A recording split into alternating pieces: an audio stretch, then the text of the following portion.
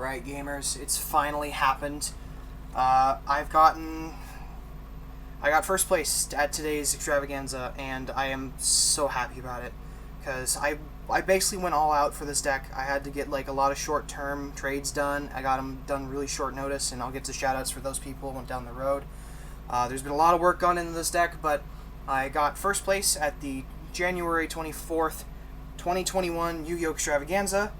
It's so nice because this is my first top after my hiatus in 2015, and not only was it my first real top, it was actually a straight up win. I took down the whole event. I went X01 with one tie to Parade Kids of all things. Yeah, let's just jump into the list.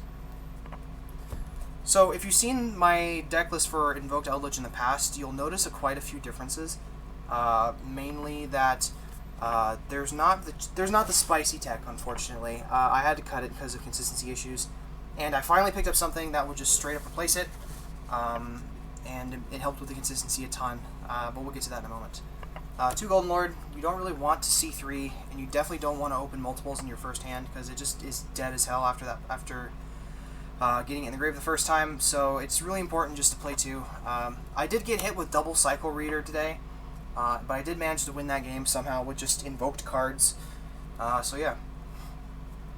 Triple Alistair. Do I really need to explain Triple Alistair? It's your heart and soul of the deck. I should have to explain that. Triple Droll and Triple Ash. So I bumped the hand trap up to 9 for this event because I wanted to have some sort of interruption against Virtual World and Drytrons. Unfortunately, though, I only saw 1 Drytrons, and it was in the finals, and Droll resolved once, and the second time I had it, it got hit with the Herald, so... but Ash was really good against basically everything. It hit Nadir Servant, which was really good at protecting Mechaba, because you can't... that way you don't have to waste the Mechaba on the Untis, and you don't have to waste the Mechaba pitching an Invocation or something else important on the Nadir Servant itself, so this was really sick. The cards that made this deck work, and huge shout out to my boy Orlando for helping me get this stuff, is the Triple Magician Souls, and shout out to my boy Brian with the mana.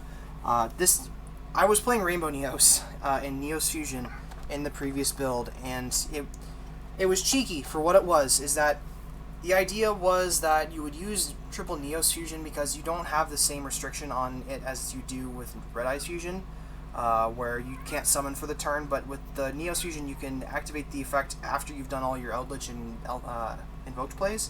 So you just went that and made a Rainbow Neos that was really, really big. And yeah, it would basically just spin all your opponent's cards back to deck. It was really good against the back row decks, especially since your traps counted as monsters as well. So so if you flipped a Conquistador, you had access to both spins. But this was just on a whole nother level. Like, not only does it give you an extender to play through things like Imperm and Ash on your Alistair or Droll, but if you get this plus Alistair, you're getting at least Dragoon, like guaranteed. And if you open just this and no Alistair, and your opponent tries to Imperm this, you can actually use Mana in the Grave to supposed to summon it. And since you pitch usually the Eldlich cards off of this, you're going to get free resources anyway, so it didn't really matter. Mana would still get you the... you'd special summon this, and then you'd still make Dragoon, which was just... It's just a whole nother level. Like, Neos Fusion is insanely good, but this is like... It blew the deck out of the water, and I'm never going to cut this at all, because this was just insanely amazing. I played the Red Eyes package today over the Neos, as I mentioned, so I gotta play both of these. Yo, shout out to my boy Steven for getting me the Starter Jet Joey Red Eyes Black Dragon. It's kind of sick. Anyway, that's it for the monsters. For the traps, Triple Imperm. I wanted this for Vanity's Ruler and the Mirror Match. I saw like so much Dogmatica today. It was insane. I was actually kind of shocked how well they did against Dogmatica, because I thought that punishment would be a lot more, well, punishing. But it turns out that you can't really blow up a Golden Lord when it's 3,500 attack. And the only time it ever actually mattered was that it stopped Purgatrio, but like, and when you're grinding that hard that you're making Purgatrio, you're so far ahead of your opponent that it just doesn't matter. But this hitting the Ecclesia and hitting Maximus and Fleur-de-Lis and stuff like that was just so important. Yeah, this was 3, and plus it's a trap card that you can pitch off of Souls, which was really nice. For the rest of the traps, 3 Sanguine, 3 Hakero, 3 Conquistador. Honk and Bonk. We got 3 Honk and 3 Bonk. I wanted to grind as much as possible, and I thought that I would see a lot more dolls and virtual worlds than I did. I saw 3 dolls, well, 3 Dogmatica players playing Shadolls, right? So Hakero actually worked as another Conquistador when we're talking about dealing with Schism, because that's realistically their only way to outing Dragoon, unless they have Droplets or TTT.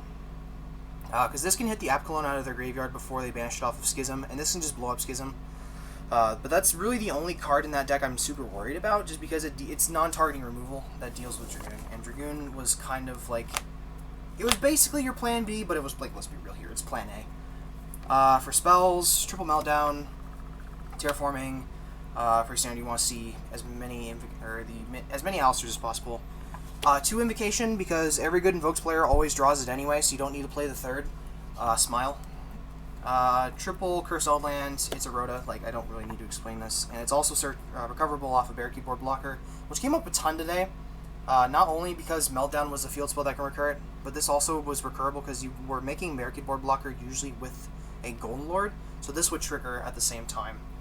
White Destiny and Black. White Destiny overperformed, where Black was basically discard fodder. I think I resolved it once, but when you're running Magician Souls and Alistair, like, why would you summon a Golden Lord in defense mode when you can summon Dragoon Mechaba, right? So, like, this came up once where it was a target off of Black, or off of Hakero. So, but it was basically just discard fodder for Magician Souls and for Golden Lord. So, not the best, but also not the worst. 1 Red Eyes Fusion for the Fusion and 1 Call by the Grave. This was like my 41st card. I wanted to play more cards in the main, so I think the final deck count was 42. I was originally playing Imperm in the side deck, and I put in another Upstart. I put in Upstart, and then this was the 40th card. But this really did come up today, and I didn't want to play 41 cards. Just because I saw I have 3 Garnets in my deck, and 4 if you count Red Eyes Fusion, but in a slower deck like this where your turn is basically Mechaba Pass, this was actually not horrible to draw. But yeah, Call by the Grave came in a lot. It hits I hit Venten with it today, which was massive because it basically acted as another Droll. I also hit Bell twice, Ash a ton, and I hit Droll and Lockbird once, but it didn't really matter in the end because I just ended up making Dragoon Pass. Anyway, that's the main deck. For the extra deck, 2 Machaba. Yes, I need to get the 2nd Secret Rare. Fight me. Aeogides. This was another out to Dragoon. If my opponent was making... I was expecting to see a lot of Dragoon in the Dogmatica matches, where Untis is almost always in the graveyard. So this was actually really easy to make. And it also got really big on occasion, and was really nice in the mirror match, because it could hit over Golden Lord twice, essentially. Golden Lord would either be popped on summon, or I would summon this and blow it up, which would clear the way for their trap cards.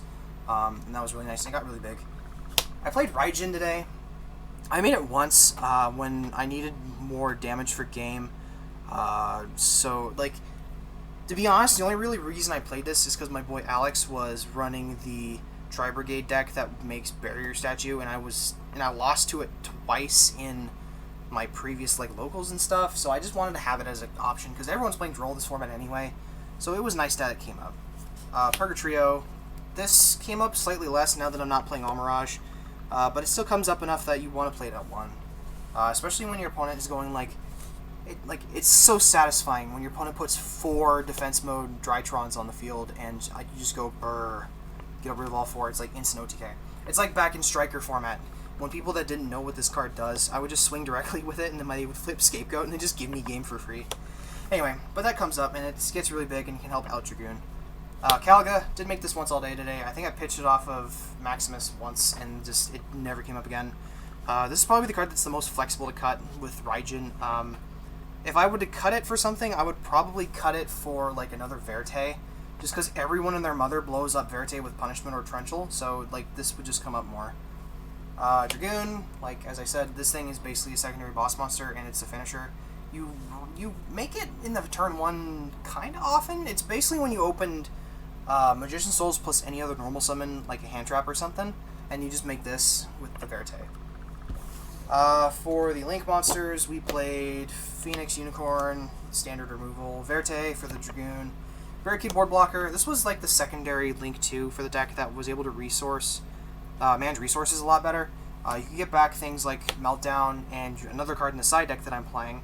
It also got back the Cursed Eldland, which was really nice for the grind game, because this deck was really good at just forcing a winnable game state by just stopping your opponent from getting too many resources and then just continuing to snowball, and this helped to do that really well. Artemis, I cut Secure Guard and Almirage for this. I don't regret it. The only problem is that it points up, so I actually had a situation where I accidentally cheated where I put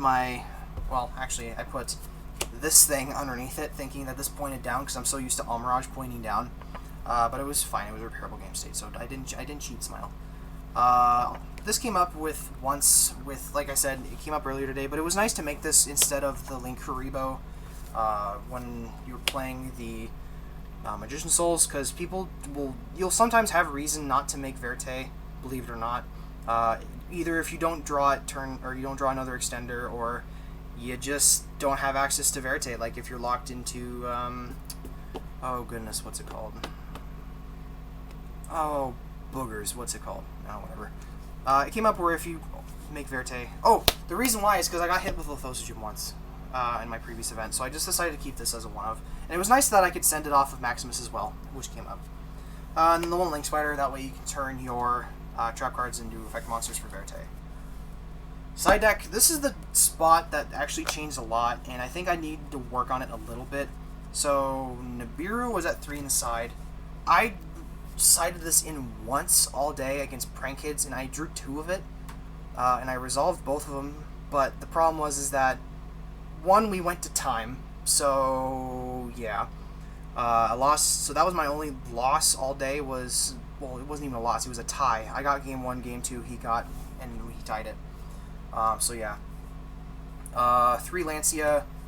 I didn't see a single Dino all day long. Like I said, it was mostly Dogmatica and Eldlich variants with 1 Drytron, and it just didn't really come up as much as I thought it would today. I'm still probably going to keep it in the side just because like Dino is really popular in my locals.